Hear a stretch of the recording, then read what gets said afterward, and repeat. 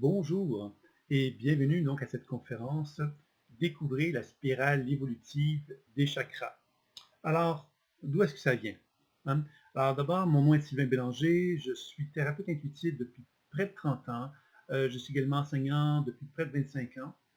Et j'ai donc eu la chance de rencontrer un guérisseur qui s'appelait Ron Young, un Américain que j'ai suivi pendant 3 années.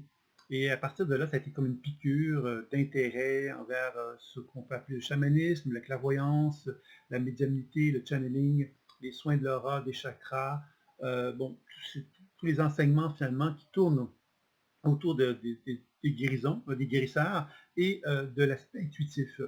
Donc, je me suis fortement intéressé à tout ça. À travers donc, les années, j'ai peaufiné, en fin de compte, ce que j'avais reçu de ce guérisseur-là pour chercher à développer une méthode qui serait accessible à tous. C'est-à-dire que chacun d'entre nous, selon moi, pouvons développer les habiletés intuitives. Alors, ce qui m'a amené à développer ce que j'appelais à l'époque l'écoute imaginaire. J'ai écrit des livres qui proposaient donc un enseignement très élaboré autour de l'écoute imaginaire. Et aujourd'hui, je nomme cette approche-là la pleine conscience intuitive. Et les ouvrages que j'ai écrits dans le passé sont en train de se réactualiser autour donc de cette appellation qui est la pleine conscience intuitive. Alors peut-être un petit mot sur ce qu'est la pleine conscience intuitive, c'est que euh, selon moi, l'imaginaire c'est un véhicule. C'est-à-dire que l'imaginaire me permet de voyager en moi.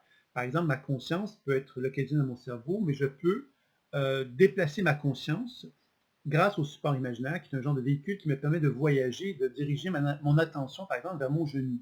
Alors, c'est ça qui fait que que je nomme l'imaginaire comme un véhicule, c'est que ça me permet de voyager, de me déplacer ma conscience dans mon corps. Et quand je me déplace dans mon corps, ce que je vais découvrir, c'est qu'il y a des images, des sensations, des mots qui vont être expérimentés selon l'endroit où je me situe dans mon corps.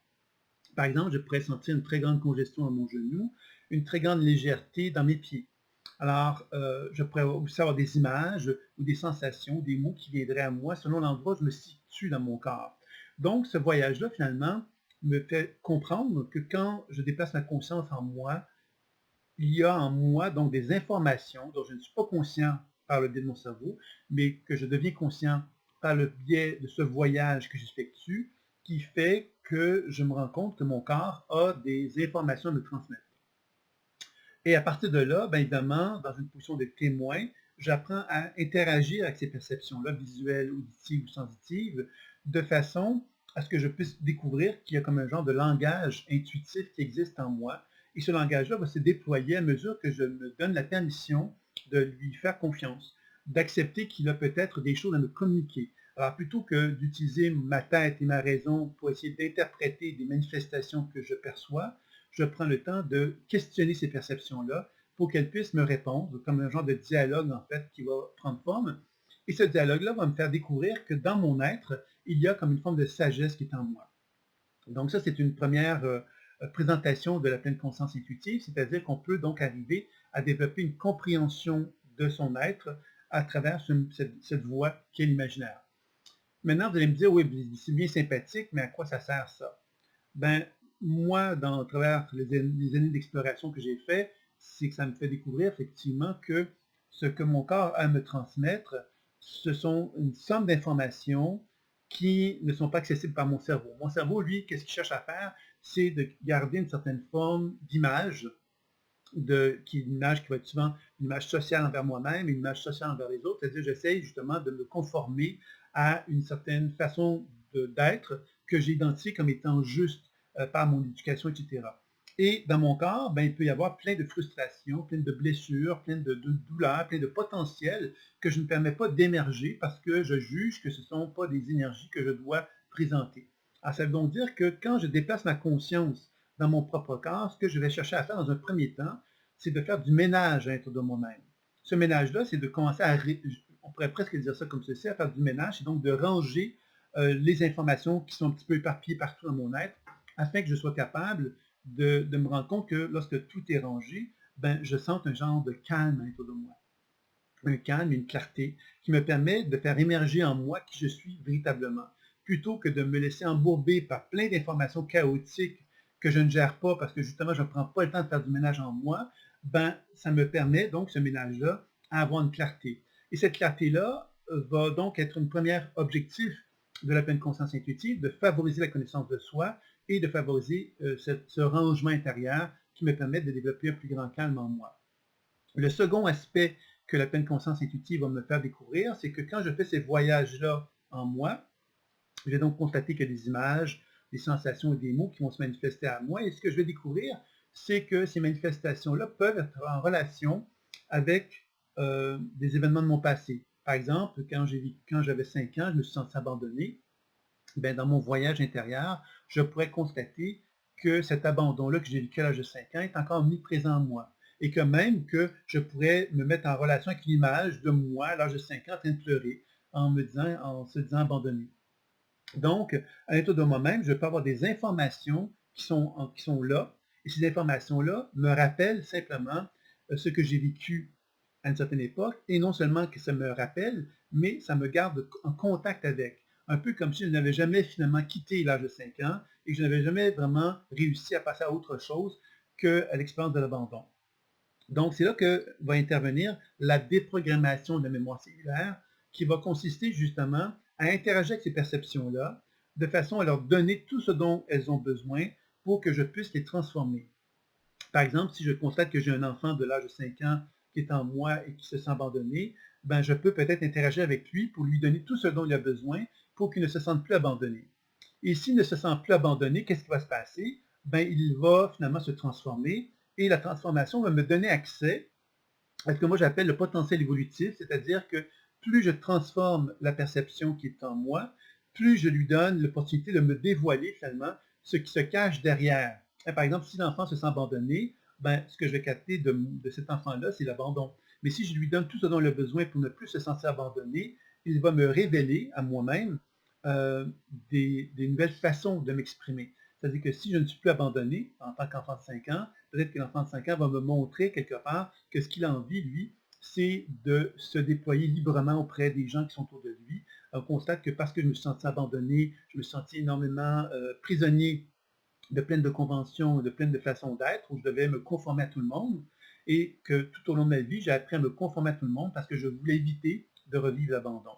Et que plus je déprogramme, mais plus je constate que cet enfant-là, lorsqu'il se libère de cette expérience d'abandon-là, il me met en contact avec effectivement une volonté que j'ai de me dégager de ce sentiment d'obligation que j'ai envers mon entourage et de me faire constater qu'effectivement, il y a plein de frustrations qui sont en moi que j'ai besoin d'actualiser pour justement me dégager de certaines emprises que je peux avoir avec des gens.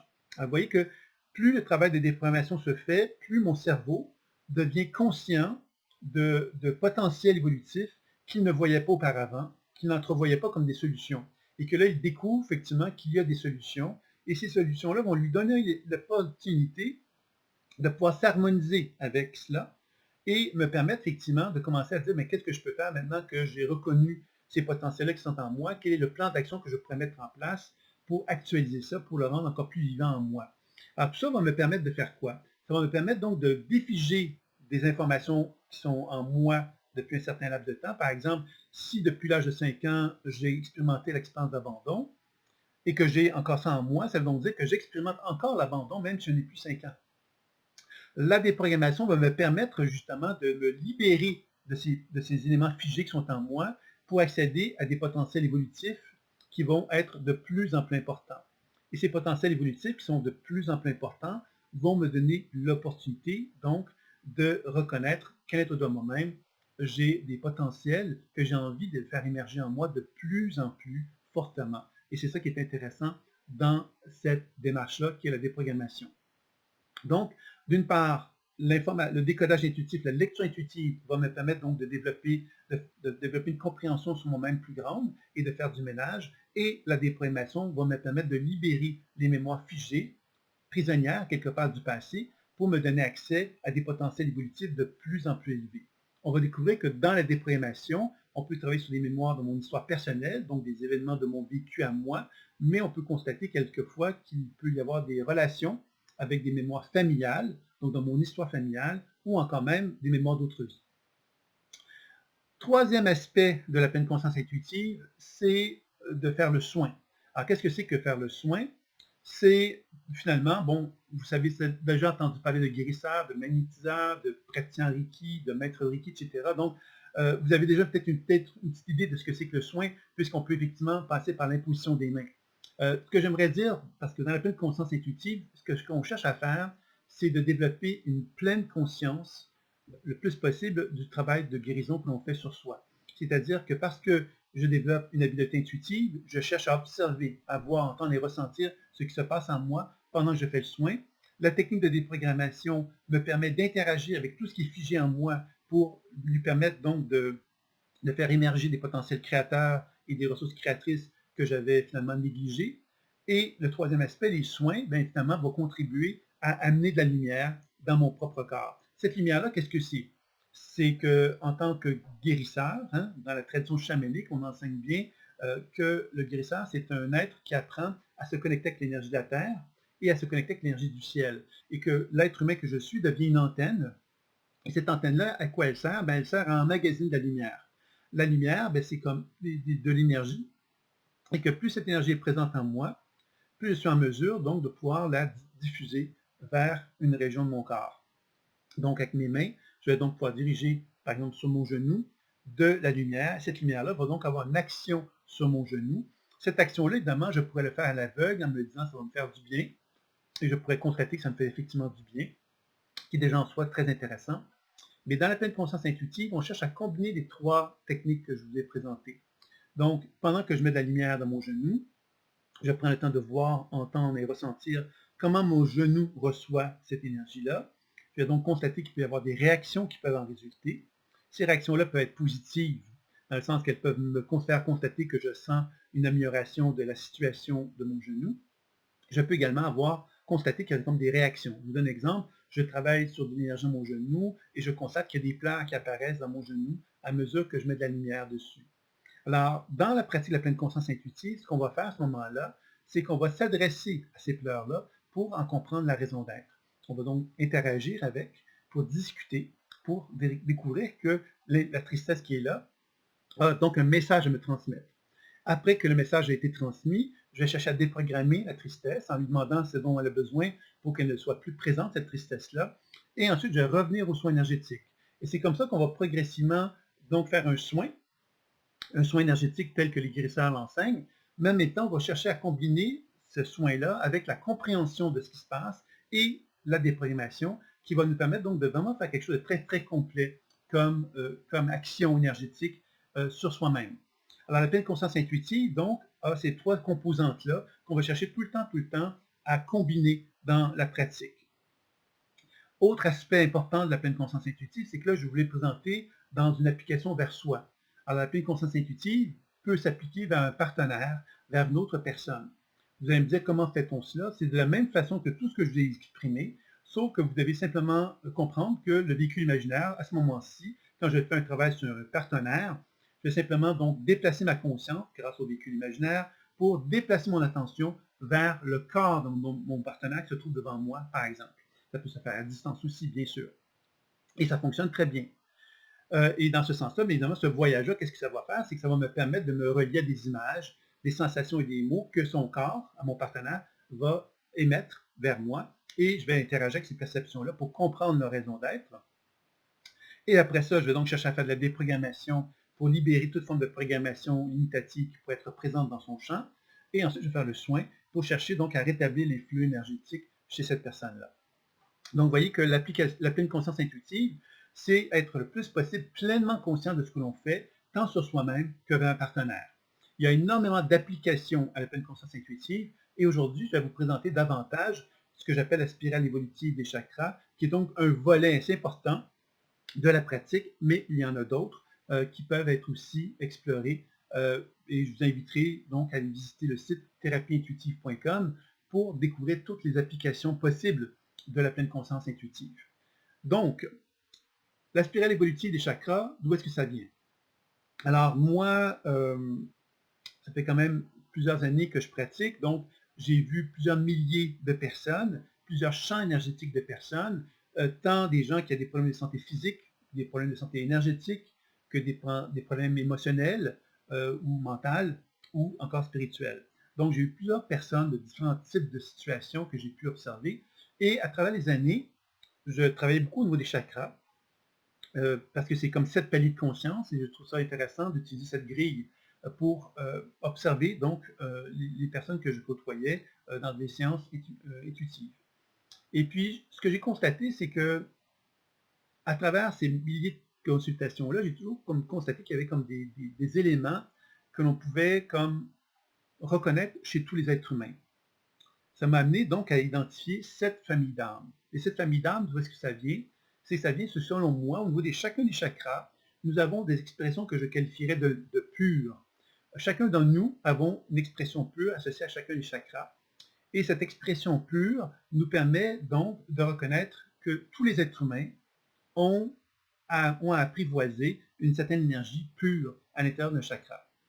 Et cette expression pure va l'amener donc à développer des habiletés. Par exemple, le chakra racine, qui est relié au bâtisseur dans ma terminologie, est directement relié à l'idée qu'un être humain qui a une expression pure dans cette région-là va donc être capable de comprendre la matière, il va donc être capable de reconnaître la matière, reconnaître la valeur de la matière du monde terrestre, de voir la planète Terre comme un lieu paradisiaque, et il va chercher justement à construire un monde qui va être en harmonie avec les lois de la nature, parce qu'il a compris quelque part que c'est un paradis et qu'il faut le respecter, etc. Donc, vous voyez, c'est ça un peu l'idée du bâtisseur qui est pur. Par contre, il y a des blessures émotionnelles qui vont se manifester tout au long de la vie, et ces blessures émotionnelles-là vont nous éloigner de la nature fondamentale de l'expression du bâtisseur, par exemple, qui est relié au chakra racine.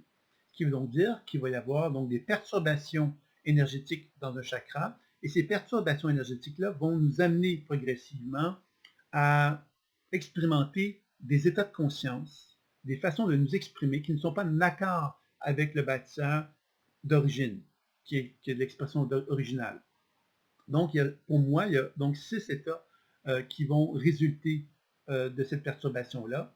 Il y a l'équilibre, qui est donc, ça c'est l'expression pure que je viens de nommer.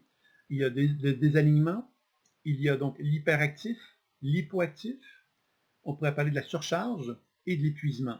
Dans le cas de la surcharge et de l'épuisement, on découle tant pour l'hyperactif que l'hypoactif, il va y avoir donc des conséquences. Il y a un hyperactif surchargé, un hypoactif surchargé, un hyperactif épuisé, un hypoactif épuisé. Donc, vous voyez qu'à travers donc, la typologie que j'ai mise en place, parce que c'est une forme de typologie que j'ai mise en place, qui s'appelle la spirale évolutive, parce que justement, je constatais que les 7 grandes familles d'âmes sont l'expression ultime pour chacun de nous, mais que malheureusement, dû à des blessures émotionnelles, nous allons développer des états de conscience qui vont progressivement nous éloigner d'une façon de plus en plus élevée de l'expression noble et lumineuse du chakra en question.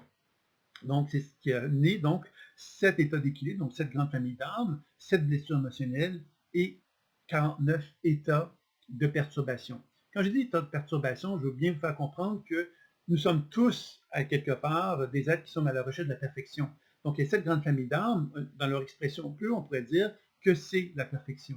Et que les 49 états sont des états qui tendent vers une tentative humaine de s'ajuster à des blessures émotionnelles qui vont amener des comportements qui ne sont pas en accord avec l'expression pure d'origine.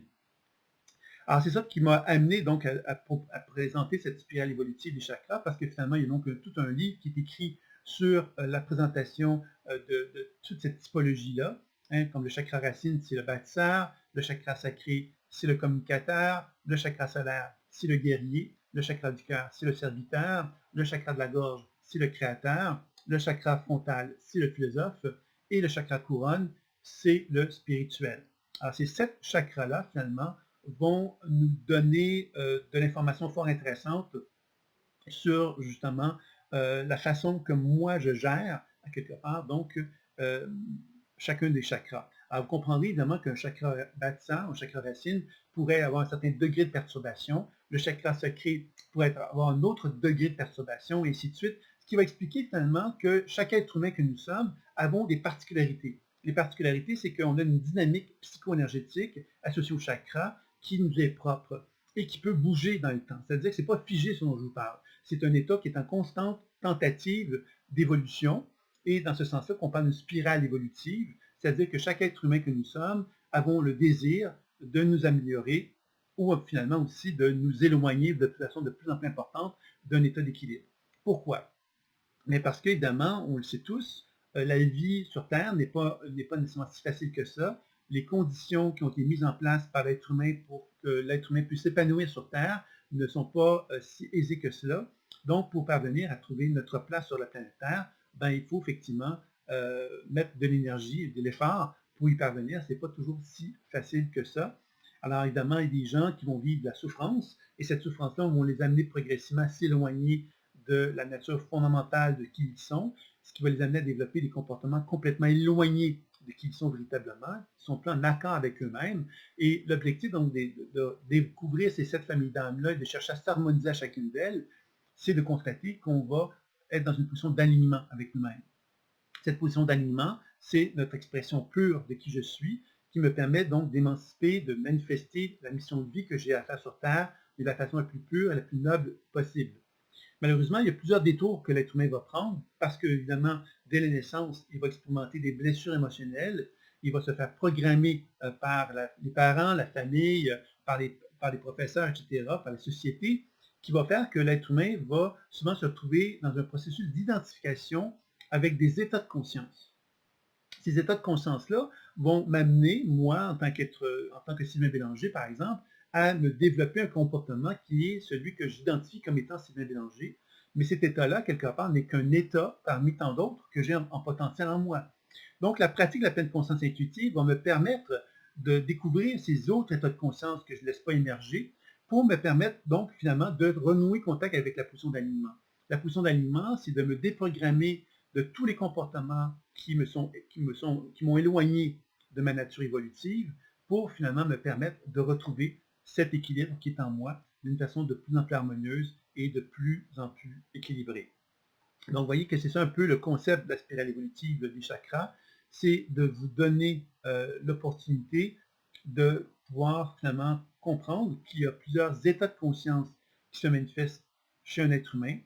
Et ces états de conscience-là, évidemment, si je m'identifie à eux, par exemple, si je dis je suis déprimé, hein, je suis dans un état de dépression, hein, c'est donc différent. Ah, je suis déprimé, je suis dans un état de dépression. L'état de dépression, ça veut dire, OK, ça veut dire que je me retrouve dans une position de témoin, j'observe l'état déprimé qui est en moi, je le questionne, je lui demande ce dont il a besoin, je le soigne et je change l'état et ça me permet donc de renouer contact avec un état plus aligné avec moi-même.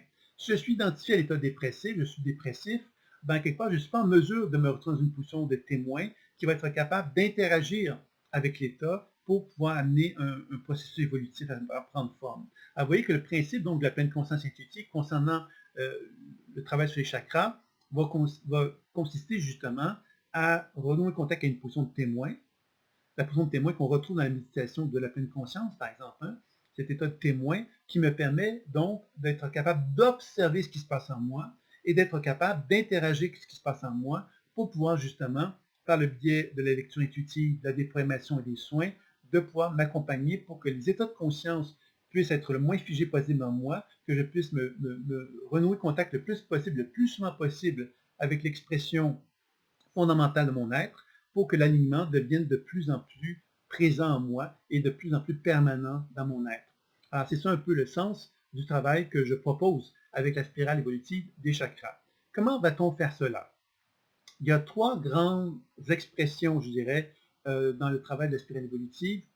Le premier, c'est l'aspect énergétique. Donc, moi, je me suis beaucoup intéressé sur le travail sur l'aspect énergétique des chakras. Je trouve que c'est quand même fort intéressant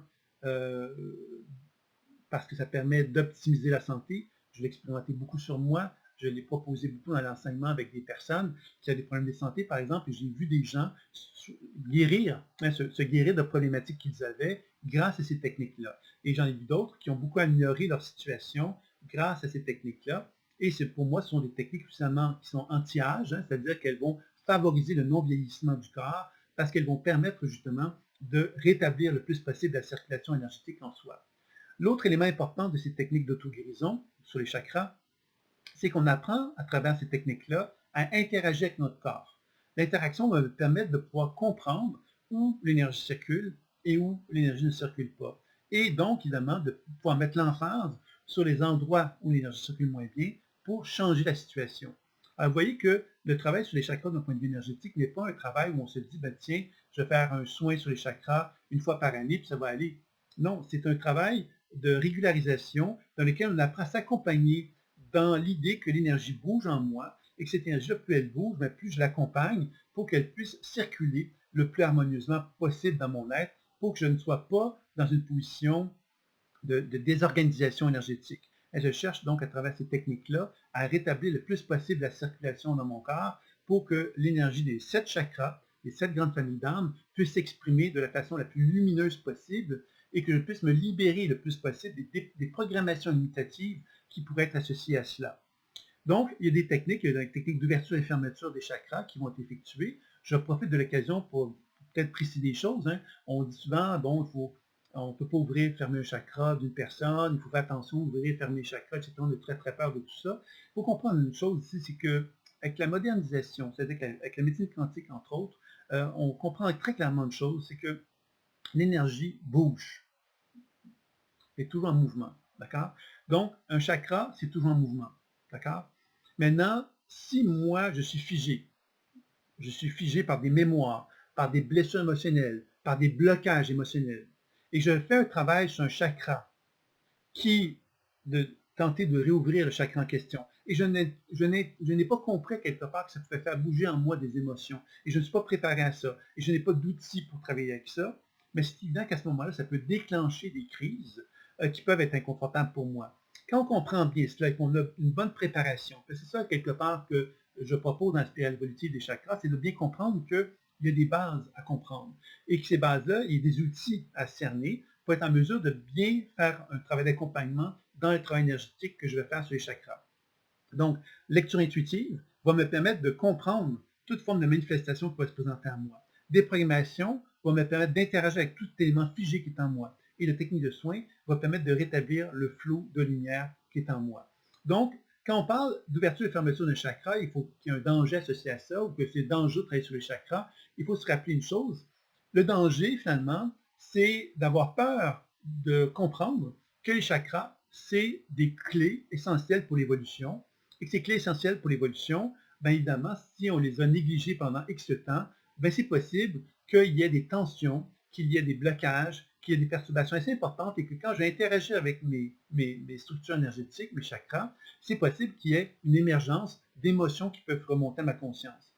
Si j'ai besoin d'aide, bien sûr que je peux demander de l'aide d'un thérapeute, d'un intervenant, qui idéalement sera en mesure de pouvoir m'accompagner parce qu'il va être capable de percevoir ce qui anime ma structure énergétique au niveau de mes chakras, c'est-à-dire qu'il va être capable de voir les mémoires qui peuvent être présentes en moi et qui va pouvoir m'accompagner pour faire un travail de guérison, de libération. Alors, je pense que c'est essentiel.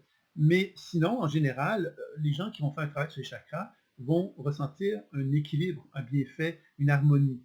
Donc, la technique d'ouverture et fermeture, c'est une première technique qui va me permettre justement de reconnaître que quand j'ouvre un chakra, je permets plus de lumière de se manifester dans celui-ci. Et quand je ferme, c'est un peu comme si je me renfermais sur moi-même. Un peu comme si mon ego se renfermait sur lui-même. Et quand je m'ouvre pour avoir plus de lumière. Ensuite, je me ferme pour digérer la lumière. Et je m'ouvre pour renouer contact avec la lumière. Donc, évidemment, ici, vous comprendrez que sur les 7 chakras, ce mouvement d'ouverture et de fermeture doit se faire le plus aisément possible. Il doit y avoir comme une forme d'équilibre naturel qui s'effectue dans l'ouverture et la fermeture d'un chakra. C'est ce qu'on va chercher à faire. Et que si ce n'est pas le cas, bien évidemment, que tout le processus de pleine conscience intuitive dans lequel j'apprends à questionner ce que j'observe, ce que je vois, ce que j'entends, ce que je ressens, toutes les déprogrammations qui me permettent donc d'interagir avec les éléments figés, les mémoires perturbatrices qui peuvent être présentes en moi, vont me permettre aussi de dégager, justement, de permettre de créer de l'espace pour que l'énergie lumineuse puisse être mieux accueillie dans le chakra en question. Donc la technique d'ouverture et de fermeture va me permettre justement de favoriser une meilleure rentrée de lumière, puis une meilleure assimilation de la lumière dans la technique d'ouverture et fermeture des chakras. La deuxième technique qui est vue dans la spirale évolutive des chakras, c'est donc l'équilibre par les couleurs. Et l'équilibre par les couleurs, bon, évidemment, il y a encore une fois, on peut quelquefois faire quelque chose un peu rigide quand on parle de cet équilibre par les couleurs. On comprend évidemment, par exemple, que le chakra racine est habituellement associé à la couleur rouge. Maintenant, moi, ce que j'aimerais vous dire, c'est que le plus important dans cela, c'est pas de créer un système rigide. Un système rigide, c'est un système qui n'est pas vivant. Alors, on sait que chakra racine a habituellement la couleur rouge qui va lui être associée. Et ce qu'on va chercher à faire en tant que la couleur rouge, c'est d'observer de quelle façon que le rouge va se répandre dans le chakra racine, qui est un indice de la distribution dans le chakra. Ça m'informe, moi, de comment mon chakra est capable de distribuer la fréquence rouge, qui est une énergie cosmique, à quelque part, que le chakra racine va recevoir par l'ouverture et la fermeture du chakra. Donc, lorsque le chakra s'ouvre, il reçoit cette énergie cosmique de fréquence rouge, et cette fréquence rouge-là, bien évidemment, elle va se distribuer harmonieusement dans mon corps, idéalement. Et si ce n'est pas le cas, bien évidemment, par le biais de la pleine conscience intuitive, de la lecture intuitive, de la déprogrammation des soins, je vais chercher à rétablir le plus possible l'équilibre et l'harmonie de cette fréquence dans le chakra racine. Donc, c'est ça qui va être intéressant, évidemment, de faire. On comprend ici qu'il ne s'agit pas simplement de faire des techniques à l'aveugle, mais de vraiment accompagner ces techniques-là par la pleine conscience intuitive, de façon à ce que l'énergie qui circule dans un chakra puisse se répandre le plus harmonieusement possible.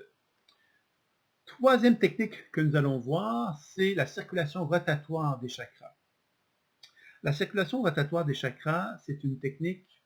quand j'ai commencé moi, avec l'enseignement que j'ai reçu, c'est une technique qui m'a questionné parce qu'on me disait, bon, pour faire un soin sur un chakra, bon, on doit faire tourner le chakra dans le sens aigu d'une montre. Donc, je sais ce que j'ai cherché à faire. Puis, j'ai eu une expérience.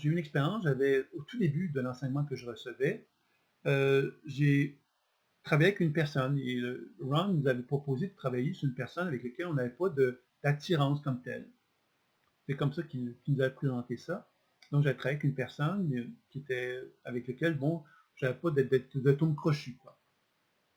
Et je commence à faire le soin. Puis à un moment donné, je vois que tout le monde est très calme dans la salle. Je fais un soin sur cette personne-là, donc on fait un travail sur un partenaire. Tout le monde est très, très calme. Je sens même des... Ah, vous voyez, comme des moments de grande détente, de grand sentiment de bien-être. Puis moi, je me retrouve avec une personne qui est en train de pleurer, est en train de gigoter, est en train de vivre des spasmes. En tout cas, je suis un peu inquiet. Je me dis, bon, il y a peut-être quelque chose que je n'ai pas fait correctement. Et tout ça relié au chakra, justement, peut-être que j'ai fait tourner le chakra dans le mauvais sens. Je ne sais plus exactement ce que je devais faire. Puis Ron est venu, bon, il a fait des petits trucs, mais il a voulu me faire comprendre que c'était pas, il n'y avait aucun danger. Et puis finalement, bon, l'expérience s'est passée, puis la dame est revenue, puis elle m'a exprimé qu'elle était habituée à des soins énergétiques, donc elle s'était vraiment abandonnée aux soins énergétiques, puis elle avait vraiment fait confiance au processus de guérison qui était en elle, et que dans ce sens-là, j'étais pas vraiment, j'avais rien fait de négatif, en fin de compte. Ça lui avait juste permis de se libérer, puis elle me remercier et tout ça. Je vous parle de ça parce que justement, cette idée de circulation rotatoire est une technique, à quelque part, qui m'a longtemps questionné, parce que je me suis dit, finalement, qu'est-ce que c'est qu'une circulation rotatoire? Alors, la circulation rotatoire d'un chakra, on peut penser à l'idée que pour moi, c'est un mouvement centrifuge qui s'exprime. Le mouvement centrifuge, c'est quoi? C'est le chakra qui rayonne vers l'extérieur. Et on sait, nous, en tant qu'êtres humains, que lorsqu'on observe un champ énergétique, ce qu'on va attribuer comme étant une action positive dans un champ énergétique, c'est quand le champ énergétique est en expansion. Quand on a le sentiment que la personne a un grand champ énergétique, on va dire « Wow, cette personne est évoluée, elle a une grande vitalité, etc. » Et quand le champ énergétique est plus faible, bien évidemment, on va dire à la personne « Bon, elle n'est pas évoluée, ou elle a peut-être une moins bonne vitalité, etc. » Et l'idée de la circulation rotatoire, pour moi, c'est important donc de mettre en évidence cette idée du centripète et centrifuge. Le mouvement centripète, c'est un mouvement qui fait ça, c'est-à-dire que le chakra ne rayonne pas, il va plus se contracter, et le centrifuge, c'est quelque chose qui va plus rayonner vers l'extérieur. Et c'est important pour moi de bien cerner ces deux mouvements-là pour, encore une fois, comprendre que cette idée donc de centripète et de centrifuge, c'est de prendre effectivement cette fameuse couleur. Si j'avais le chakra racine, j'ai donc une couleur rouge qui est présente dans mon chakra racine, et par le mouvement centripète et centrifuge, je vais activer la circulation du chakra racine, soit en la diffusant d'une façon importante par le mouvement centrifuge, ou soit de la concentrer d'une façon importante dans le mouvement centripède. On va dire, oui, mais c'est mieux le mouvement centrifuge que centripède. Mais non, moi je dis que c'est deux mouvements essentiels. Le mouvement centripède, qu'est-ce qu'il fait? C'est qu'il concentre l'énergie. Il me ramène à mon ego, en fin de compte. Il me ramène à une concentration d'énergie qui va me permettre par la suite de pouvoir distribuer cette énergie plus efficacement par le mouvement centrifuge. Je dirais que les mouvements centripète et centrifuge sont des mouvements complémentaires qui sont essentiels. Et que quand moi, je cherche justement à créer ces mouvements-là dans mon corps, dans celui de mon partenaire, ce que je vais chercher à faire, c'est d'accompagner ces deux mouvements-là pour permettre justement ces deux mouvements énergétiques-là d'être plus équilibrés possible dans moi, afin que dans mon chakra, l'énergie puisse se distribuer la plus efficacement possible. Alors, vous voyez, c'est ça un peu l'objectif. Et encore une fois, si j'observe des réactions, des résistances dans mon champ énergétique, ce que je vais faire, c'est que je vais prendre le temps de faire de la lecture intuitive pour comprendre la raison d'être des perturbations, des programmations pour libérer les programmations, les limitations, et ensuite, évidemment, le soin énergétique pour équilibrer le tout. Après ça, évidemment, lorsqu'on a fait ces trois techniques-là, on a vraiment cherché à évaluer comment le chakra fonctionnait avec lui-même et comment il distribuait son énergie dans la région essentielle chakra, parce qu'on doit savoir que pour chaque chakra, il y a une série d'organes. Il y a une glande endocrine pour chaque chakra et une série d'organes également qui sont en harmonie au niveau des fréquences.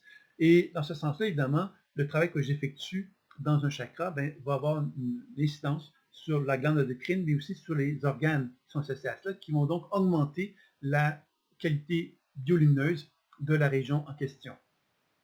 Quand on aborde maintenant le mouvement ascendant et descendant, là on commence à découvrir qu'il y a une interaction qui existe entre le chakra et les autres chakras. Et ça, c'est très intéressant pour la simple raison que ça me fait comprendre que je peux par exemple dire que, je ne sais pas, moi j'ai un blocage de mon chakra du cœur. Ce blocage-là, je peux travailler sur le chakra lui-même pour l'équilibrer, mais je peux aussi constater que le blocage peut provenir par exemple d'une tension énorme que j'ai dans mon chakra solaire, par exemple une hyperactivité surchargée dans mon chakra solaire qui va influencer négativement mon chakra du cœur. Donc, quand je commence à comprendre ça, ça me permet de comprendre ce que j'appelle les chaînes causales, c'est-à-dire les relations qui existent entre un chakra et d'autres chakras. Et dans ce sens-là, bien évidemment, quand je vais chercher à faire un mouvement descendant, par exemple, bien, je vais prendre le mouvement chakra du cœur et je vais chercher à créer un mouvement énergétique qui va descendre jusqu'au pied et ensuite va faire remonter jusqu'au cœur. Et dans ce mouvement de fluidité, je vais chercher donc à constater qu'il y a une forme d'équilibre qui va prendre forme. Cet équilibre-là va m'informer que le chakra du cœur est un bon mouvement descendant. Le mouvement descendant implique qu'il y a donc une descente et une remontée, mais toujours entre les pieds et le cœur. Donc on ne va pas vers le haut, puisque le mouvement ascendant, c'est du chakra du cœur vers le sommet de la tête, et du sommet de la tête vers le chakra du cœur, ce serait le mouvement ascendant du cœur.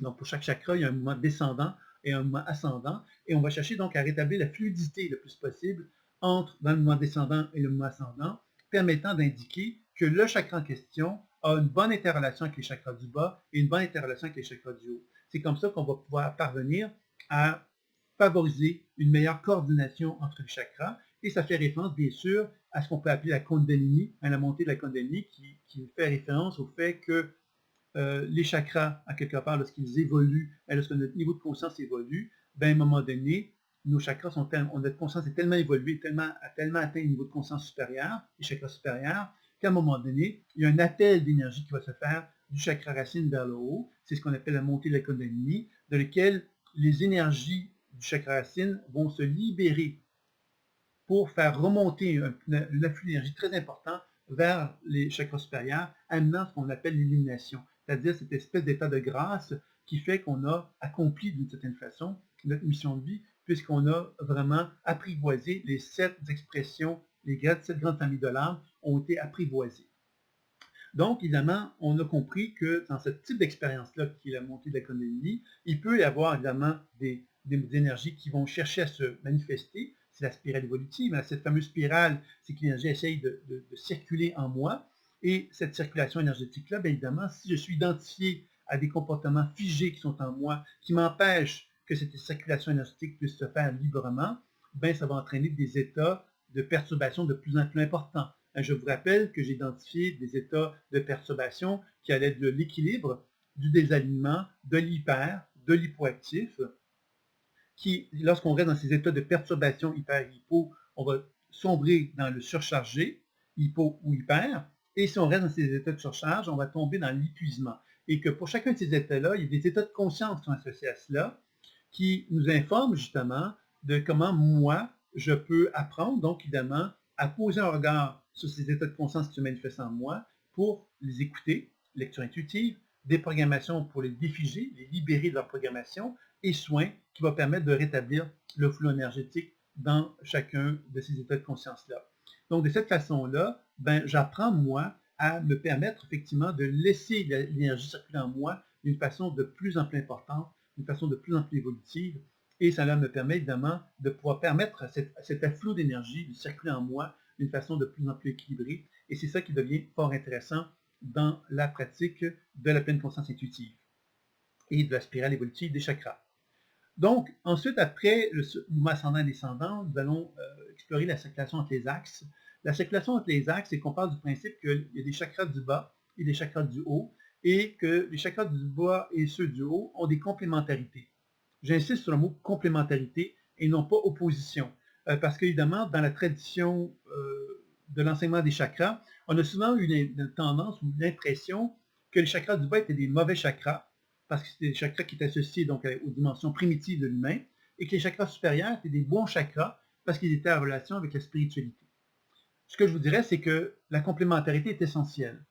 Par exemple, si on regarde le chakra racine et le chakra couronne, qui est un des axes des chakras, on doit comprendre que le chakra racine est en liaison avec la dimension terrestre, l'incarnation, et elle me fait comprendre que je suis dans un monde paradisiaque et que l'univers me donnait la chance de m'incarner dans un monde terrestre qui est extraordinaire, qui est merveilleux, et dans lequel il y a plein de règles qui sont très significatives pour moi, parce que j'apprends à comprendre que je suis venu sur Terre pendant une certaine période de temps, tout comme les arbres, tout comme tout ce qui est organisme vivant sur Terre. C'est une expérience qui m'est offerte finalement, et que si je sais m'harmoniser à cet univers-là, il y a quelque chose de merveilleux que je peux accomplir sur Terre.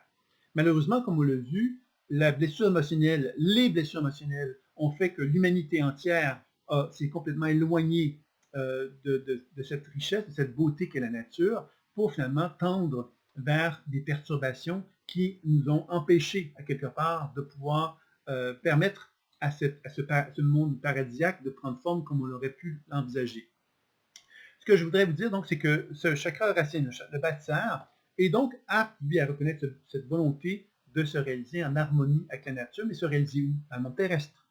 Alors que le chakra couronne, on l'a bien vu que le chakra couronne, c'est vraiment cette volonté que j'ai de m'aligner à mon âme, de m'aligner à l'univers, de m'aligner à ma dimension spirituelle, de favoriser une mission de vie sur Terre qui est en accord avec des valeurs spirituelles, qui sont en accord avec les fondements de mon âme, pourrait-on dire ça comme ceci, et que si je suis enraciné grâce à mon chakra racine, ben, je vais avoir beaucoup plus de facilité à créer un équilibre entre cette volonté d'être spirituel et cette volonté d'incarner dans ma matière cette spiritualité-là.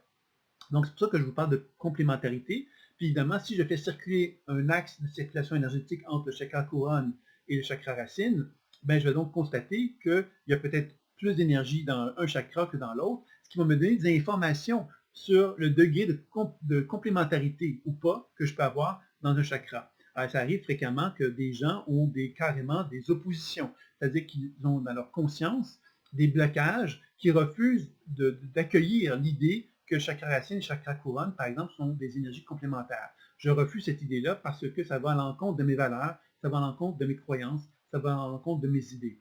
Et je pense que c'est important, évidemment, de bien cerner cette idée que les deux chakras ont des degrés de complémentarité importantes. Et c'est ça qui ça nous permet de pouvoir mesurer que ce travail que l'on peut effectuer au niveau de la circulation entre les axes. Donc, on va chercher à équilibrer chacun des axes.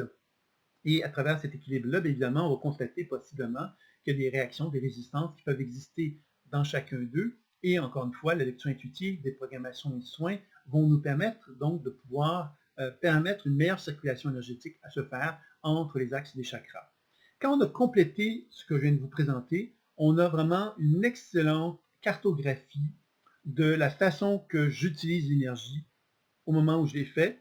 Et ça va me permettre, moi, de m'accompagner parce que je vais pouvoir revenir sur ces exercices sur les chakras que j'ai fait sur moi pour pouvoir justement chercher à améliorer ma vitalité, ma structure énergétique, mon répandement de mon énergie en moi, de façon à ce que je puisse sentir une amélioration notable de ma vitalité, de sentir effectivement que je me sens plus fort, plus solide, je me sens plus en harmonie avec mon être profond. Alors tout ça va être vraiment fort intéressant parce que ça va augmenter ma vitalité et mon rayonnement. Inévitablement, ça va avoir des conséquences aussi sur ma nature psychologique. Mais on va voir évidemment que dans la nature psycho-émotionnelle, il y a donc des clés essentielles dont j'aimerais vous parler. C'est que ces techniques-là que je viens de vous présenter, qui sont au niveau énergétique, vont être utilisées aussi sur la nature psycho-émotionnelle, puisqu'on va apprendre à travailler sur le principe de l'hologramme. Hein, l'hologramme, qu'est-ce que c'est? C'est le concept justement que moi, je suis un tout, mais que finalement, par exemple, dans ma cellule, dans chacune de mes cellules, ce tout qui est moi se retrouve dedans. Encore, on pourrait voir ça comme ceci. Alors, dans la pratique de la pleine conscience intuitive, on joue beaucoup avec ce concept-là, puisqu'on peut travailler avec les états de conscience. Les états de conscience, c'est que, par exemple, je peux, moi, avoir en moi un être colérique. L'être colérique qui est en moi, ce n'est pas moi, ce n'est qu'une facette de moi, c'est un état de conscience qui est en moi, qui peut émerger en moi dans certaines situations de ma vie. Si j'apprends donc à reconnaître cela, ça veut donc dire que je peux travailler sur cet état de conscience-là qui est le colérique et apprendre donc à interagir sur cette partie-là de moi qui est le colérique et constater que le colérique qui est en moi a une certaine façon de se manifester envers moi par le biais du véhicule imaginaire. Je vais donc constater qu'il y a une façon de s'exprimer à moi. Je vais pouvoir discuter avec lui et constater que chacun des chakras de cette partie-là de moi qui est colérique a une certaine structure énergétique. C'est-à-dire qu'à chaque fois que je suis dans un état colérique, j'ai une certaine structure énergétique au niveau de mes chakras qui est particulière. Par exemple, à chaque fois que je suis colérique, je pourrais constater que je n'ai pas de jambes et que l'énergie semble se concentrer dans mon cœur, dans ma gorge et dans ma tête. Et que dans ce sens-là, bien évidemment, il y a comme si tout explosait dans le haut de mon corps, puis je n'arrivais pas à retrouver mes racines. Alors, vous voyez qu'à ce moment-là, évidemment, il y a une belle occasion pour soi de faire une lecture intuitive, de faire de la déprogrammation et faire des soins pour rétablir l'équilibre qui va nous permettre justement de constater que quand cet être colérique qui est en moi redevient équilibré, à quoi il ressemble? Qu'est-ce qu'il me montre? Et je vais peut-être constater que qu'est-ce qu'il va me montrer? C'est qu'il va peut-être me montrer que justement j'ai besoin de lenteur, que tout va trop vite pour moi, j'ai besoin de ralentir mon rythme, j'ai besoin de prendre le temps de bien présenter chacune de mes journées, c'est quoi mon programme de ma journée, pour bien puis faire chacune des étapes que j'ai besoin de faire pour me sentir en sécurité, et que tout ça va me permettre de chercher aussi à bien évaluer ce que j'ai envie de communiquer avec les gens autour de moi, et tout ça va me mettre en évidence que toutes ces informations-là viennent m'informer que pendant X temps, j'allais à un rythme trop rapide, que j'étais finalement pas organisé, que je me laissais finalement prendre par les événements de la vie et que je n'avais pas pouvoir sur ma propre vie. Et c'est ça qui me mettait en colère. Donc, vous voyez quelque part que tout ça me fait comprendre des informations qui vont me permettre de mettre en place un plan d'action, mais en plus, le soin que je suis en train d'effectuer me donne des outils, des moyens et une réorganisation de mon énergie qui va me permettre ensuite de me réunifier à cette énergie-là, cet état de conscience qui était colérique, pour pouvoir justement me réunifier à un état potentiel évolutif qui est en moi, de constater que quand j'ai rééduqué à quelque part cet état de conscience-là, ben, ce que je comprends, c'est que je dois apprendre à trouver un rythme plus lent, à prendre le temps de bien planifier mes journées, etc. Donc, vous voyez qu'à ce moment-là, on est en train de vraiment s'accompagner, non pas seulement au niveau énergétique, mais aussi au niveau psycho-émotionnel, qui vont me permettre donc de me rapprocher d'un alignement de mon être et d'un épanouissement de ma nature profonde qui va faire que la lumière qui est en moi va pouvoir rayonner de façon de plus en plus importante. Alors, je pense que c'est vraiment fort intéressant de voir ça, parce que ça veut dire quoi? Ça veut dire que tous les états de conscience sont en moi, je peux travailler dessus. Ça veut donc dire que c'est un travail, on peut faire un travail de longue haleine là-dessus.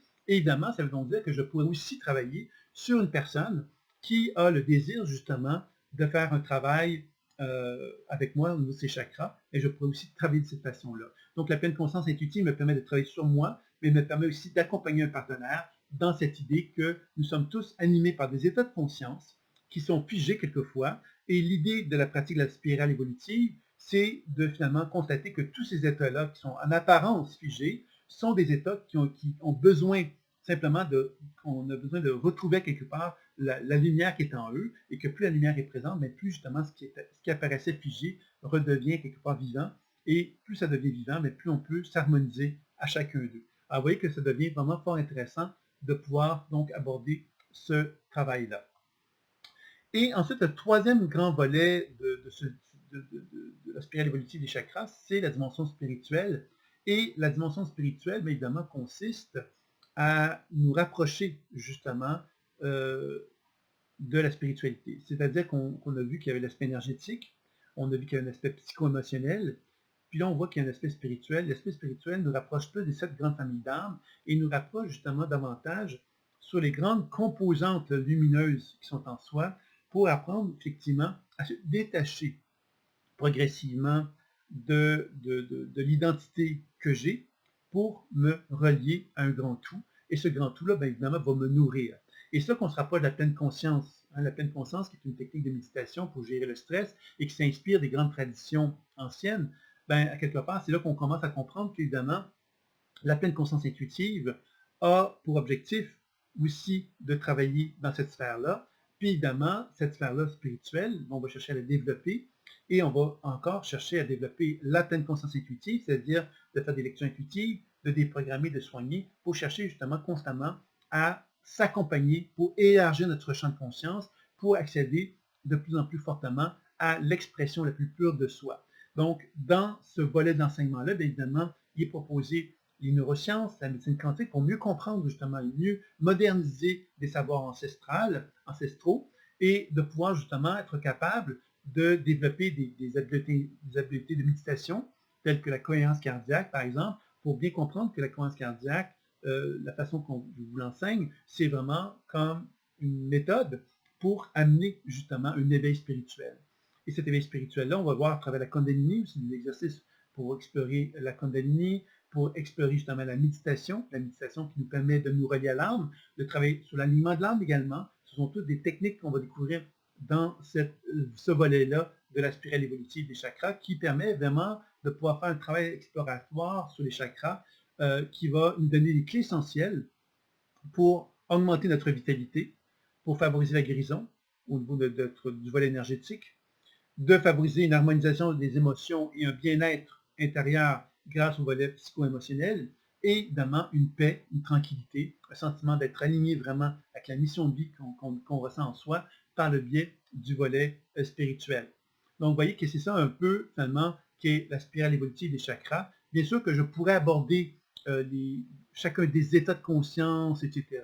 Mais là, je vous référerai à ce moment-là à des conférences que j'ai déjà données sur ma chaîne YouTube, Pleine Conscience Intuitive, que vous pourriez donc découvrir, où on parle donc abondamment justement de cette typologie-là d'une façon peut-être plus précise. Hein. Je parle du bâtisseur, du communicateur, du guerrier, je vous fais la définition de chacun des états de conscience. Si je ne le fais pas là, ici, aujourd'hui, c'est tout simplement par volonté de ne pas surcharger d'informations, ne pas faire une conférence trop longue aussi, puisqu'évidemment, on est à l'ère de l'Internet, et l'ère de l'Internet fait que les gens ont envie quelque part de découvrir des choses, puis ensuite, bon, s'ils ont envie d'aller plus loin, ils peuvent aller le faire. Puis là, vous avez une occasion assez exceptionnelle. Sur ma chaîne YouTube, vous allez voir qu'il y a beaucoup de conférences, beaucoup d'enseignements qui sont proposés gratuitement.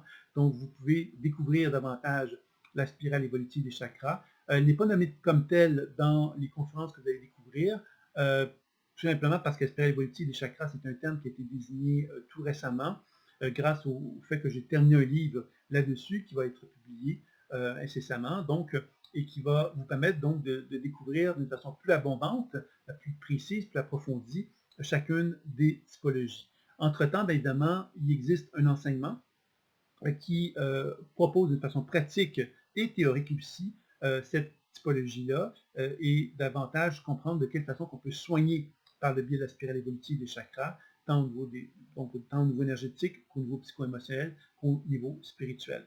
Donc vous avez un ensemble d'enseignements qui est proposé, qui est très intéressant, un genre de programme qui vous est proposé. Et dans un instant, je vais vous inviter simplement à découvrir, si vous avez envie, hein, cette partie-là, finalement, du programme, de quoi il se compose, etc., etc. Et dans ce sens-là, bien évidemment, vous pourrez avoir le lien qui vous permettra d'accéder également au programme d'une façon plus précise sous ce vidéo. C'est-à-dire que vous allez pouvoir donc accéder à une page d'inscription, finalement, qui vous présente tout l'enseignement, tout le programme, etc. Et si vous êtes intéressé à l'acheter, vous pouvez le faire aussi dans cette page-là. Donc voilà, c'était un petit peu ce que j'avais envie de vous présenter. Puis peut-être, j'avais peut-être envie, avant de terminer, de vous poser une question.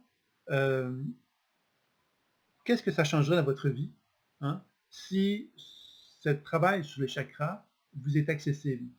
On a vu qu'on peut travailler sur l'aspect énergétique, sur l'aspect psycho-émotionnel, sur l'aspect spirituel, ça ouvre beaucoup de portes. Et qu'est-ce que ça vous amènerait?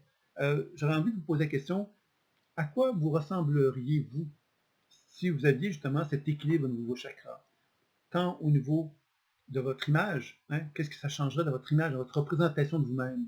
Qu'est-ce que ça changerait au niveau de votre ressenti intérieur? Comment vous sentiriez-vous à l'intérieur de votre corps? Qu'est-ce que vous entendriez à l'intérieur de vous-même? Ce serait quoi les mots? Qu'est-ce que vous auriez envie de vous dire? C'est quoi qui s'exprimerait en vous si vous aviez accès justement à cette transformation que propose la spirale évolutive des chakras? Alors, ça vous dit de partager ça, bien évidemment, ça me fera plaisir par les moyens que vous souhaitez, que ce soit par les réseaux sociaux, par mail.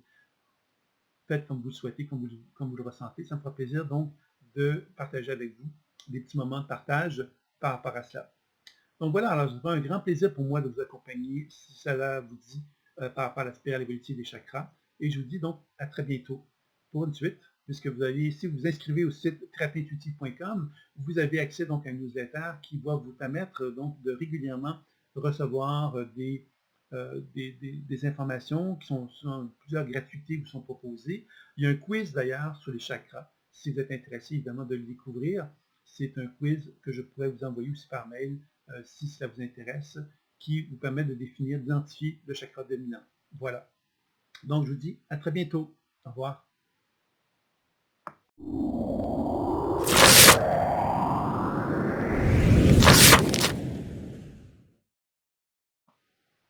Bonjour et bienvenue à cette présentation du programme Lecture intuitive et soins de la spirale évolutive des chakras. Alors, je vais peut-être prendre le temps de vous expliquer qu'est-ce que c'est que la fameuse spirale évolutive des chakras, puisque c'est un terme que j'ai identifié, puisque je suis en train de développer une approche, ça fait plusieurs années que je travaille dessus, qui a pour objectif donc de proposer une typologie évolutive qui permet de regarder le chronotype d'une personne et à travers donc une grille évolutive que je propose, hein, qui est définie à travers 56 états que l'on retrouve chez l'être humain, bien évidemment, je vais pouvoir m'inspirer de ces 56 états de conscience-là pour pouvoir mieux comprendre ce que je vais percevoir de mon partenaire. Il va sans dire évidemment que je pourrais aussi appliquer cette grille sur moi-même pour arriver à mieux comprendre qui je suis. Pourquoi j'ai fait ça? Mais ça fait quand même près de 30 ans que je fais des lectures intuitives auprès des gens. Et une des choses que j'ai constatées à travers donc ces 30 années d'expérience au niveau des lectures intuitives que j'ai fait auprès des gens, mais également aussi 20 ans, 25 ans d'enseignement aussi, c'est que j'ai constaté que pour parvenir à développer son intuition, pour augmenter son habileté intuitive, il faut souvent avoir comme des barèmes de connaissances qui vont nous permettre donc de plonger plus facilement dans le processus intuitif. C'est ce qui fait que cette grille qui me permet donc de mieux comprendre l'être humain, ben, si je l'apprends, je l'intègre en moi, j'apprends à la découvrir, cette grille-là, j'apprends donc à la faire vivre en moi, et en la faisant vivre en moi, bien évidemment, quand je fais mes propres explorations à l'intérieur de moi-même, je vais donc découvrir mes chakras, et je vais donc être en mesure de pouvoir justement utiliser cette grille-là pour pouvoir enrichir ma perception intuitive, ma capacité à percevoir des informations sur mon champ énergétique et les chakras, de la même façon que je vais pouvoir l'appliquer sur un partenaire. Donc cette grille évolutive-là, donc elle s'inspire de mes observations que j'ai faites pendant toutes ces années-là, et j'ai constaté que, donc il y avait 7 chakras, donc c'est pas très sorcier, mais j'ai pu donc identifier 7 grandes familles d'âmes. Ces 7 grandes familles d'âmes-là, finalement, m'ont permis de constater que nous, chacun de nous, en fin de compte, avons cette expression originelle qui nous permet donc de nous exprimer d'une façon pure, pourrait-on dire, sur la planète Terre. Malheureusement, les blessures émotionnelles, puisqu'on a également des blessures émotionnelles qui sont associées à chacune de ces familles d'âmes-là, vont éloigner l'essence fondamentale de qui nous sommes pour nous travestir en quelque sorte à travers des comportements qui ne sont pas en harmonie avec l'expression pure de départ. C'est cette expression-là que moi que j'identifie, c'est que donc cette grande famille d'âmes-là correspondent à l'état équilibré d'un chakra. Lorsqu'un chakra est équilibré, ça favorise l'expression pure de l'énergie associée au chakra. Et lorsqu'il y a une perturbation, il peut y avoir donc un désalignement, il peut y avoir une hyperactivité, une hypoactivité, une forme de surcharge suite à l'hyperactivité, une surcharge suite à l'hypoactivité et un épuisement. Donc, à travers donc, ce voyage qu'on effectue dans les différents types d'expressions énergétiques de nos chakras, on découvre qu'il y a des comportements, une forme de typologie qui va en résulter, qui va nous permettre donc de mieux comprendre qui nous sommes et de mieux comprendre notre partenaire, mais aussi, bien sûr, de pouvoir justement accompagner ces états énergétiques qui sont en soi pour favoriser l'expression la plus équilibrée possible de l'être que nous sommes. C'est ça un petit peu que la spirale évolutive des chakras propose. On parle vraiment d'un principe que les chakras sont comme des spirales d'énergie, et ces spirales énergétiques-là, évidemment, ont pour objectif de faire évoluer notre conscience. Et les obstacles qui vont empêcher cette évolution de se faire sont évidemment associés aux blessures émotionnelles qui sont en l'état de nous-mêmes, et c'est ça que la spirale évolutive des chakras va nous permettre de découvrir, les 7 grandes familles d'âmes, les 7 grandes blessures, et puis évidemment aussi les 56 états, les 56 principales dynamiques associées au chakra qui vont nous empêcher en quelque sorte de pouvoir arriver à exprimer notre expression ultime, harmonieuse. Donc, la spirale évolutive des chakras, c'est ce que je viens de vous expliquer. Et évidemment, tout au long de l'enseignement de ce programme-là, ce qu'on va chercher à faire, c'est de l'appliquer vers soi-même pour 3 principaux volets. Alors, pour commencer, ce programme-là se compose de 2 modules d'enseignement d'introduction qui vous proposent les bases de la pratique de la pleine conscience intuitive, qui a pour objectif d'utiliser le support imaginaire pour voyager à l'intérieur de moi-même, pour constater que dans ces voyages-là que j'effectue en moi, je peux constater qu'il y a des images, des sensations, des mots qui vont émerger de mon voyage, de mes explorations dans mon corps, et que ces informations intuitives qui vont se manifester à moi, je vais prendre le temps de discuter avec elles, et c'est comme s'il y avait comme une forme de langage qui allait en résulter. Alors, ça qui est très intéressant, c'est que la pleine conscience intuitive nous permet de comprendre que pour arriver à développer notre intuition, on utilise le véhicule imaginaire comme un moyen de voyager en soi, et que ce voyage-là nous permet de constater que selon l'endroit où je me situe dans mon corps, il va y avoir donc des impressions, des images, des sensations, des mots qui vont se manifester à moi, et que si je prends le temps de rester dans une position de témoin par rapport à ces manifestations-là, je vais pouvoir constater qu'il y a un genre de dialogue qui va s'effectuer, et ce dialogue-là va me permettre donc de développer une connaissance, une compréhension des problématiques qui se trouvent là. Donc ça, c'est un des grands volets de la pleine conscience intuitive, donc de développer la lecture intuitive, être capable de pouvoir justement comprendre ce qui se passe à l'intérieur de moi-même. Le deuxième volet qui va être vu dans ces 2 modules d'enseignement-là, c'est la déprogrammation de la mémoire cellulaire qui repose sur le principe justement qu'un physicien qui s'appelle Pop a démontré que le soleil émettait de la lumière et que les cellules du corps absorbaient cette lumière-là puis la réémettaient. Alors quand on observe le champ énergétique d'une personne, quand on observe son aura, on constate justement comme une forme de pulsation.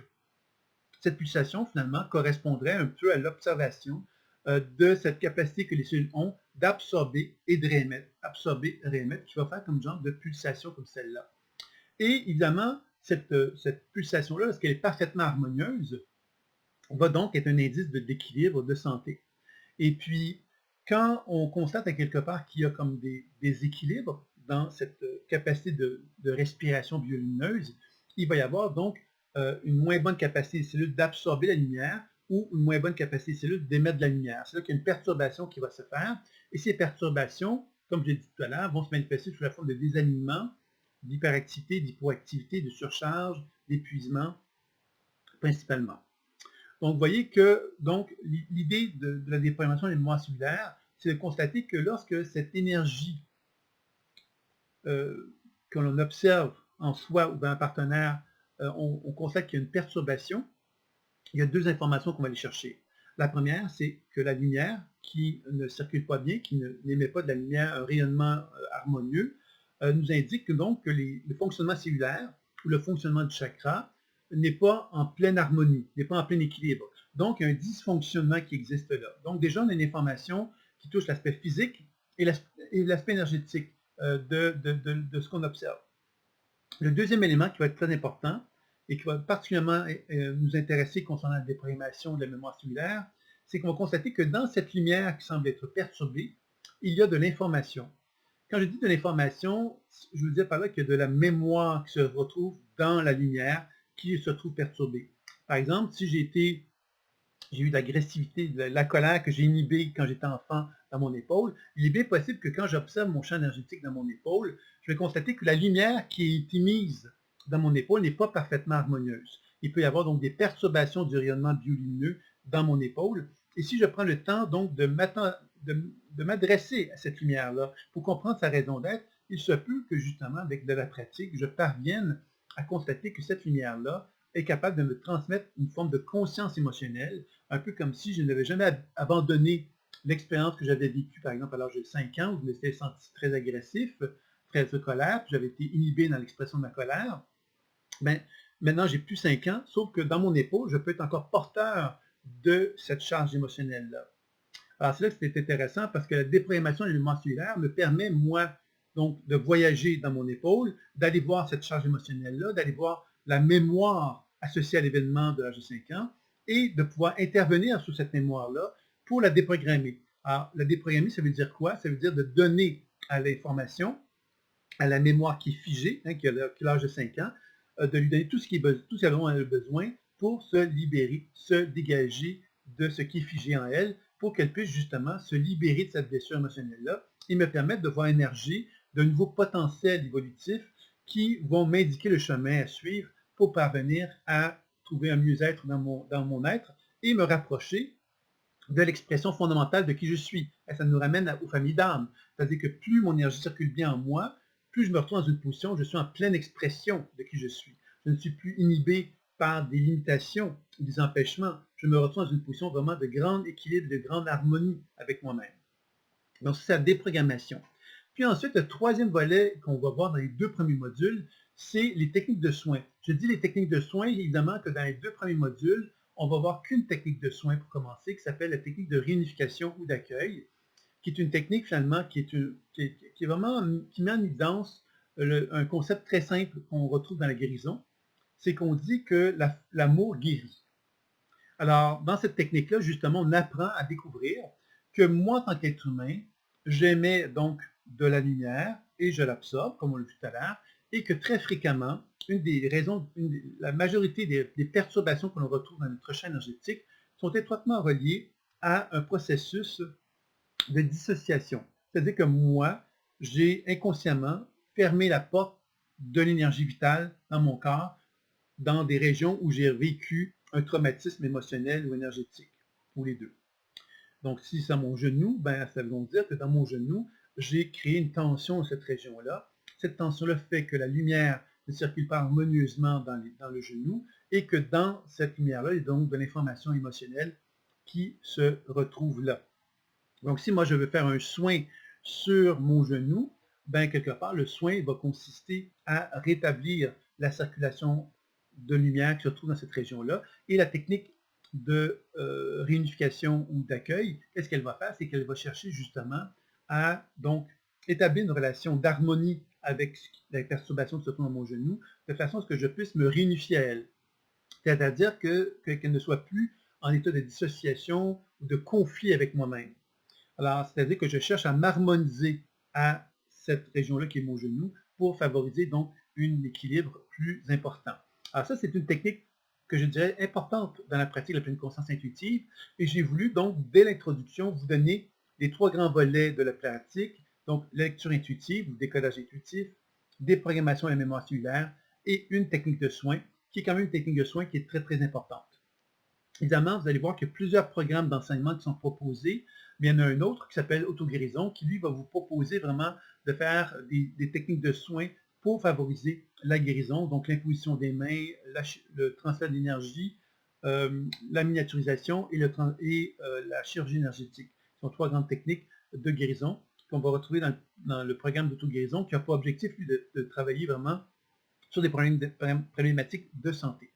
Dans ce programme-ci, ben, on va avoir, ça s'adresse à qui en fait ce programme-là? Ben, ça s'adresse évidemment à des personnes qui ont envie donc d'apprendre à découvrir qu'il est possible de combiner ces trois volets-là que je viens de vous expliquer et que c'est accessible à tous, qu'on a simplement à comprendre que c'est un jeu imaginaire, hein? C'est-à-dire qu'on prend le support imaginaire comme un moyen de voyager. C'est comme si je mettais ma conscience dans mon support imaginaire et que grâce à ça, je pouvais voyager en moi ou vers un partenaire. Donc, dans les deux premiers modules d'enseignement, on vous initie à la pratique vers soi et à la pratique vers un partenaire pour apprendre justement à découvrir ces trois volets-là que je vous ai expliqués. Puis par la suite, vous avez donc trois autres modules d'enseignement qui, eux, vont vraiment avoir des objectifs très précis concernant les chakras. Donc, le premier module va s'adresser vraiment aux gens qui veulent optimiser leur santé. Parce qu'on dit souvent, bon, les chakras, mon chakra est perturbé, mon chakra est déséquilibré, etc., etc. Donc, dans ce module-là, on va vraiment mettre l'emphase sur ce que j'appellerais l'entraînement pour favoriser une circulation énergétique optimale dans nos chakras. De quelle façon on va faire ça? Mais à travers une forme d'exercice. Hein. Quand je dis des exercices, ce sont des exercices où on utilise le support imaginaire pour favoriser des actions au niveau de chacun des chakras, pour constater que chacune des actions que l'on fait va être différente. Moi, si je fais une action, par exemple, d'ouverture, de fermeture d'un chakra sur chacun de mes chakras, il est fort probable que je constate qu'il y a des endroits dans mon corps où j'ai constaté qu'il était plus difficile d'ouvrir, puis dans d'autres régions, c'était plus difficile de fermer.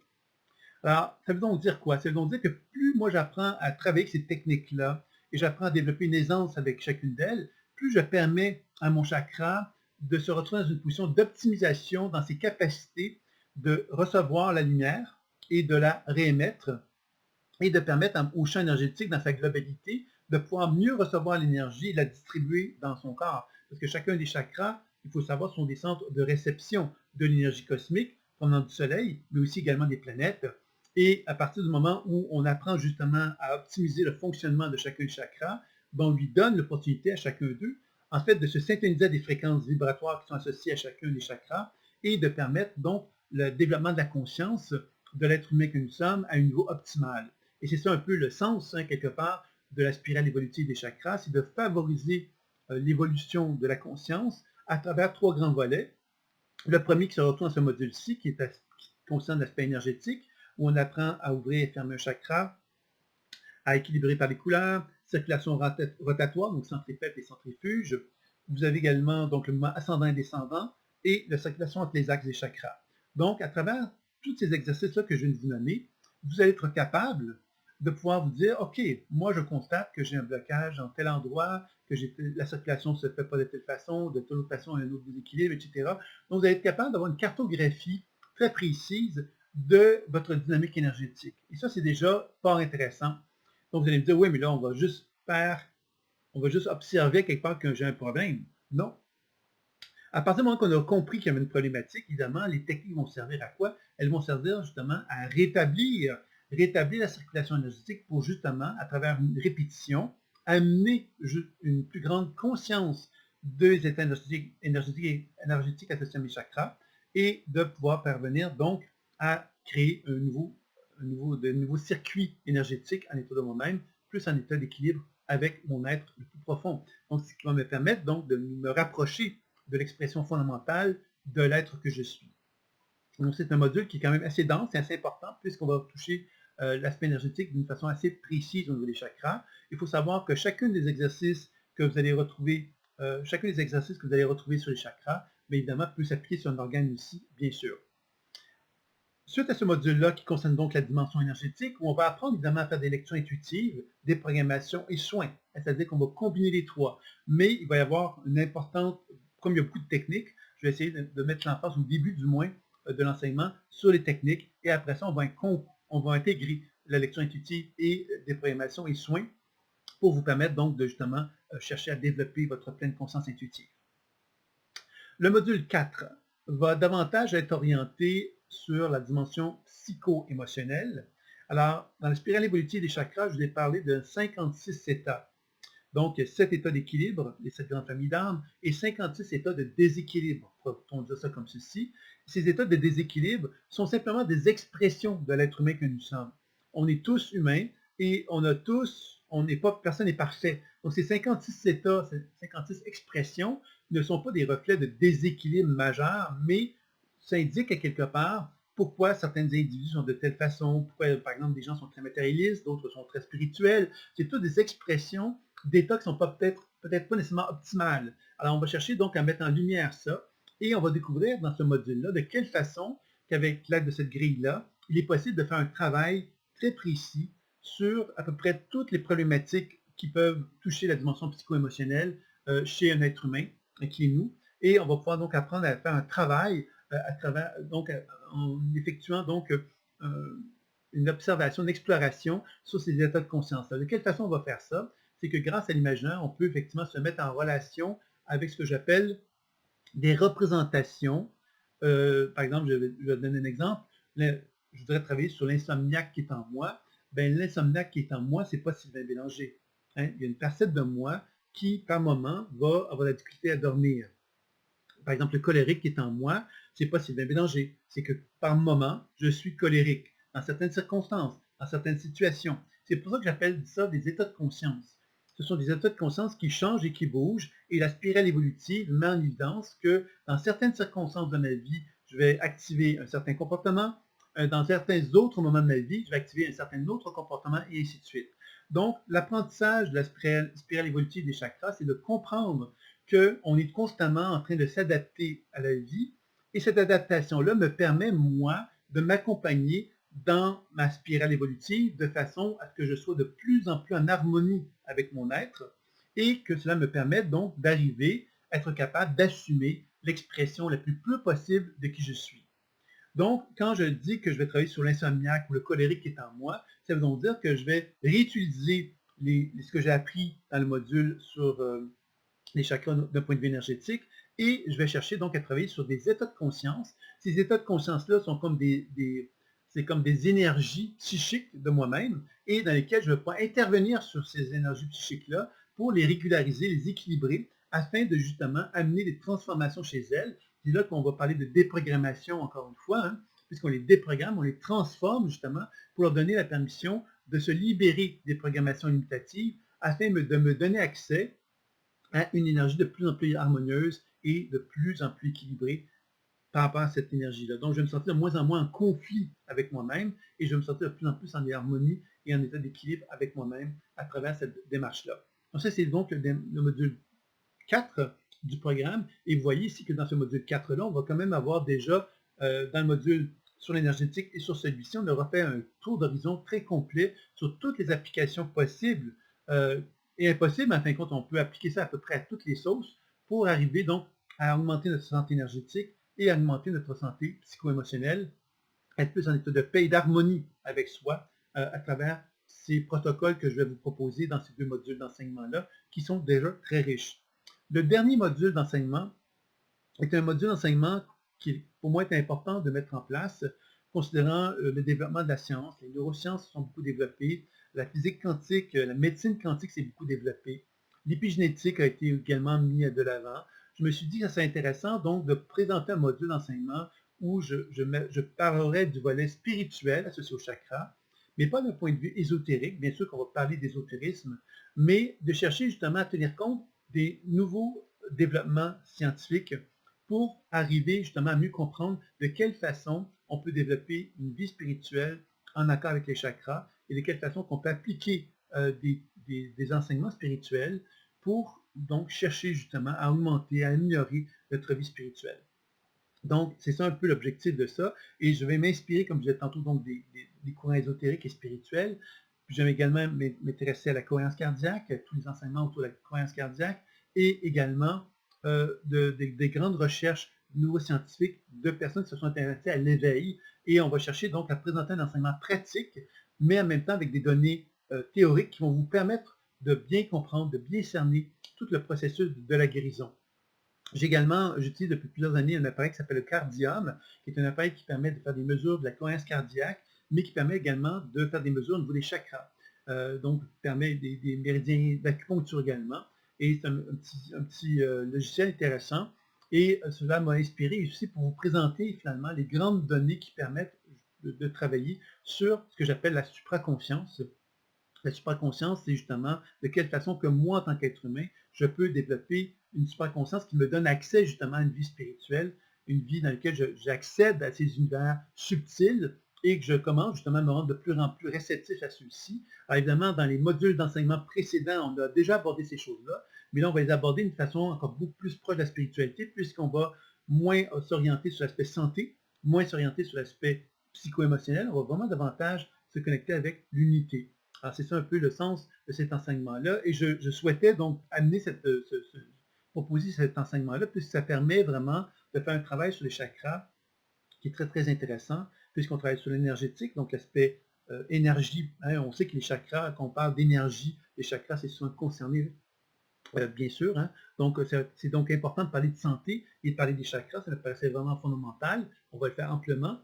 Un autre module qui était pour moi encore bien important et qui est souvent méconnu, qui est souvent pas, qui est négligé, je dirais, c'est qu'on parle souvent que les chakras permettent l'éveil de la conscience, le développement de la conscience humaine, l'évolution de la conscience humaine, mais on n'a pas tellement d'outils pour travailler avec ça. Alors, je trouvais que c'était important, et c'est dans ce sens-là que la spirale évolutive des chakras a été développée, hein, c'est de permettre de créer un modèle et des applications pratiques permettant de faire un travail vraiment très intéressant à ce niveau-là. Et puis, il y avait évidemment donc l'aspect spirituel, qui est un autre élément fondamental lorsqu'on parle des chakras. Et j'avais envie d'en parler et de peut-être sortir un petit peu des sentiers battus, de parler de ma pratique, de parler à quelque part des recherches justement modernes, actuelles, qui amènent aussi des réflexions fort intéressantes sur le sujet et qui permettent donc de nous rappeler quelque part qu'on a un corps physique. Et ça, c'est quelque chose que je crois qu'il est important de se rappeler, que cette réalité-là du corps terrestre me permet donc de pouvoir bénéficier de ce corps-là comme un outil me permettant donc d'augmenter ma santé vitale, ma vitalité avec le travail sur l'énergétique, de m'harmoniser avec mes émotions à travers le module sur le psycho-émotionnel et d'être de plus en plus en harmonie avec l'univers, avec le module sur le spirituel.